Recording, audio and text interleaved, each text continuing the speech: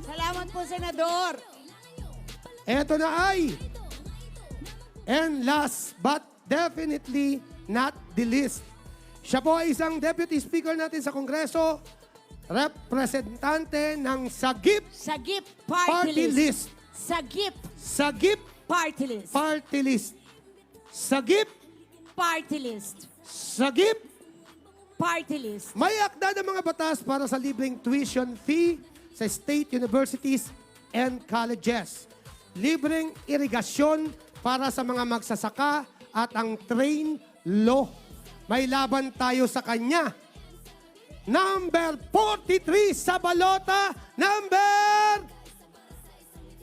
Hindi na po kayo sumisigaw ha. Sabay-sabay po. Ang hindi sumigaw Pahinga ay... na sila. Mamaya Mamaya naman. lang. Number... 43! Congressman but soon to be Senator Rodante Marcoleta. Marcoleta, Marcoleta, Marcoleta sa Senado, Marcoleta sa inyo'y magseserbisyo, malalagot ang mga mapangabuso. Marcoleta sa Senado, di naman bilang patong-patong na problema, mas bumigat dahil sa maling sistema. Huwag kang matakot, ito na ating pag-asa. Hey, Marcoleta, di naman bilang patong-patong na problema, mas bumigat dahil sa maling sistema. Huwag kang matakot, ito na ating pag-asa. Magmula pa po nung unang araw ng kampanya, marami na po kaming pinuntahan na mga lugar, iba't ibang lugar mula sa Visayas, Mindanao, Luzon. Hanggang ngayon po ay bumalik na kami ngayon. Kahuli-huli ang meeting di Avance ng Uniteam. Iisa po ang nakikita namin, ang bilang ng mga taong dumadalo, nakikinig at tumatanggap sa Uniteam ay hindi nagbabago. Ang kapal ng tao, ang init ng pagtanggap ay hindi nagbabago. Kaya po mula't mula pa sinabi na ni Marites, hanggang ngayon, ganun pa rin ang kanyang sinasabi. Wala na kanyang kaduda-duda, sinabi ko na sa inyo. Itaga mo man sa bato, maglulupasay man yung mga kalaban, wala nang mangyayari. Academic na ito eh. Formalidad na lang ito. Bibilangin na lang eh. Ang susunod na Pangulo ng Republika ng Pilipinas ay si Bongbong Marcos.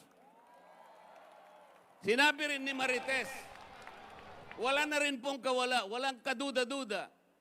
Ang susunod na Vice Presidente ng ating bansa ay si Inday Sara Duterte. Tapos na po ang halalan sa kanilang dalawa.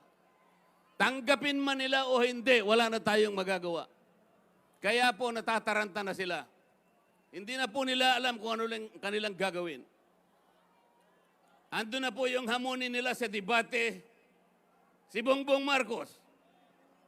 Gusto nila lumaban pa ng debate si Bongbong Marcos. Akala mo naman, napakagaling nila sa debate. Akala mo naman mananalo sila sa debate. Ang dami pong abogado ng Uniteam. Mga premyadong mga debatista ang mga abogado ng Uniteam. Ngunit hindi na namin gagamitin yun. Kung debate lang ang pag-uusapan, baka kay Robin Padilla lang, dudugo na yung mga ilong ng mga yan. Marami po silang paraan na ginagawa. Nagsumbong po yung isang tao. Kaibigan ko yon, isang retired school teacher. Nagdaramdam. Kasi pinuntahan po siya ng grupo ng kadalagahan. Pinuntahan sa kanyang bahay. Lolo, pwede ba namin kayong makausap para i-educate namin kayo tungkol sa mga Marcoses at sa kasaysayan ng EDSA? Nagdamdam po yung matanda. Sabi ko, anong sabi mo sa kanila? Hindi ko nang pinahalata na medyo nagdamdam ako sapagkat itong tanda kong ito, sabi niya, i-educate nila ako. Kaya sa tubig na ininom ko, kaya kong lunurin yung 3 dalaga na yon. Tama naman po yun eh. Anong ginawa mo? Sabi ko sa kanila, umupo kayo rito at ako ang mag-e-educate sa inyo. Ang sabi ko sa kanila ay ganito, ang EDSA ay isang kabaliwan. Ang EDSA ay isang kabalintunaan. Ang EDSA ay isang kahibangan. Isang mapanlinlang na yugto sa kasaysayan ng ating bansa. Anong nangyari? Sabi ko. Nabigla silang lahat. Binigyan ko sila ng katibayan. Hindi ba niyo alam, 2 Aquino ang naging Pangulo ng ating bansa. Alam nila kung sino ang nagpapatay kay Ninoy Aquino. Pero hindi nila sinabi sa inyo.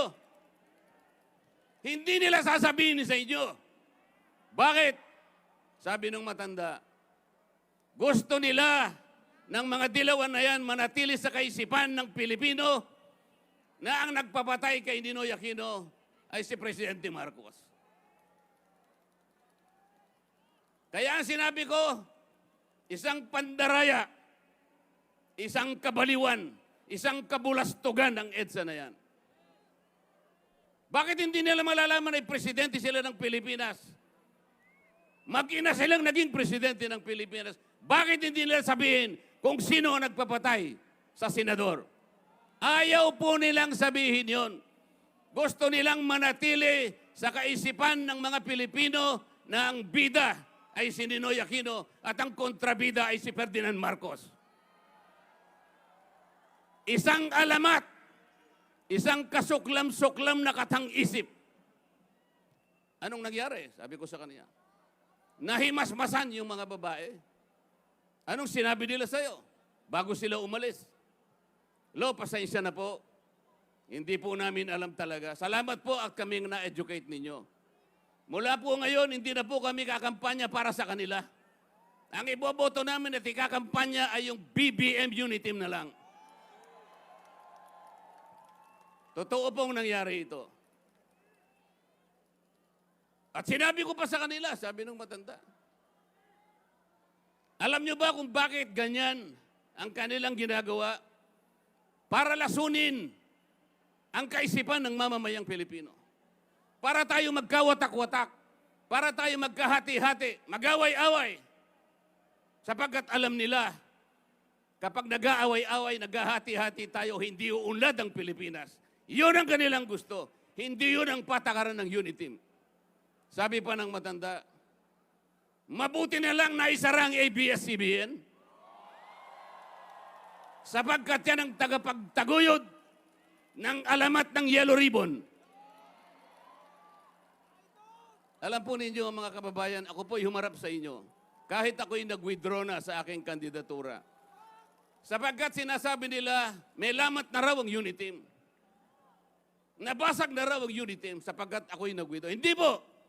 Kahit ako'y nag-withdraw, nananatili po at tuloy-tuloy ang suporta ko sa Uniteam. Hanggang sa katapusan ng daigdig. Hanggang mailuklok natin si Bongbong Marcos at si Sara Duterte. Bakit po? Bakit po? Sapagkat ang Uniteam lamang po ang nagsasabi na itutuloy nila ang magandang programa ng Pangulong Duterte. Yung mga kalaban, hindi po nila sinasabi. Suklam na suklam sila sa administrasyon ni Pangulong Duterte. Samantalang makikita naman ninyo ang magagandang programang ginawa ng ating Pangulo. Pangalawa, ang Uniteam lamang po ang nagtataguyod ng layunin, ng mithiin at ng kilusan ng pagkakaisa. Napaka-importante po ng pagkakaisa, lalong-lalo na sa panahon natin. Inilugmok po ng pandemya ang ating ekonomiya. Naharap po ang ating bansa sa isang napakahirap na pagsubok. Marami tayong problema na dadaanan. Kaya tulungan po natin ang Uniteam, si Bongbong Marcos at Sara Duterte at ang pinili nila na mga kandidato bilang senador. Sapagkat kapag iba po yung nailuklok, wala po at konti lang ang kasangga ni BBM at ni Sara Duterte, mahihirapan po ang pagunlad ng ating bansa. Iyon po ang importante, ang pagkakaisa. Wala po akong nakitang bansa isa man sa daigdig na nagtagumpay o umunlad nang hindi sila nagkaisa. Pagkakaisa po ang solusyon. Isa lamang, ito lang ang hakbang. Ito lamang ang solusyon para po umunlad ang ating bansa. Nakita po ninyo ang ginawa ng lason ng EDSA. Yung pong isang kasama naming kandidato sa pagkasenador, nilapastangan ng kanyang anak dahil siya ay sumama lamang sa koponan ng UNITEAM. Nakita po ninyo kung anong klaseng lason ang inihasik ng EDSA na yan. Nagkahati-hati ang ating bansa. Pati pamilya ay nasira ng dahil sa layunin ng EDSA na yan. Magbalikwas tayo. Kalimutan na natin. Ang sabi pa ng matanda, kung itutuloy ko lang po ang kwento niya. Ngayon po, sinisiraan nila si Bongbong Marcos na naman. Sinisingil siya ng tax na inisyu ng BIR in 1991 is only 23 billion. Pero hindi po nila sinasabi sa inyo na halagang yan ay halos nabayaran na po ng estate o ari-arian ng dating Pangulong Marcos. Sapagkat ang mga properties po niya ay sinubject sa tinatawag na summary remedy ng levy of properties. Ito po ay nangyari noong 1993. Saan po kinuha ng hangal na maestrado ng Korte Suprema na yan, yung 200 billion? Isang kathang isip. Ganito po ang ginagawa nila. Pero hindi po nila sinabi, isang taon pagkatapos ng EDSA, 13 magsasaka ang namatay sa Mindiola sa panahon ni Cory Aquino. Hanggang ngayon ay hindi po nila pinapaliwanag.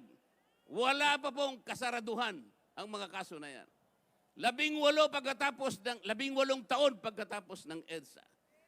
7 magsasaka ang pinatay na naman sa Hacienda Luisita. Ito ang pag-aari ni Cory Aquino.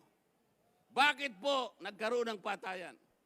Dahil nagprotesta po yung mga magsasaka sapagkat 327 farmers ang tinanggal sa trabaho. Noong panahon na yon, ang minimum wage ay 194 pesos lang. Pinagtatrabaho lamang sila ng 3 araw. Pagkatapos tatanggalin mo pa yung 327 na kasama nila. Saan sila kukuha ng kakainin sa araw-araw? Doon lamang sila nabubuhay sa asyenda. Ang sinasabi po namin, bakit kanya hindi nakatala sa kasaysayan ng EDSA yan? Itinatago po nila ang mga bagay na yan. Ang gusto nilang lamang nilang ipakita ay yung ikasisira ni Pangulong Marcos. At ngayon, ang kanyang anak na magiging Pangulo ng ating bansa. Mga kababayan, tulungan po natin ang UNITEAM. Ito po ang iiwanan nating kasaysayan sa ating mga anak at sa anak ng ating mga anak. Kailangan na pong maalis ang diwa ng pagkakawatak-watak. Kailangan nating magkaisa. Gawin natin po ito. Alang-alang po sa ikauunlad at sa pag-asang darating pa sa ating bayan. Maraming salamat po sa inyong lahat. Maraming salamat po, Congressman Rodante Walang Iwanan Marcoleta. Salamat po, Kuya Rodante.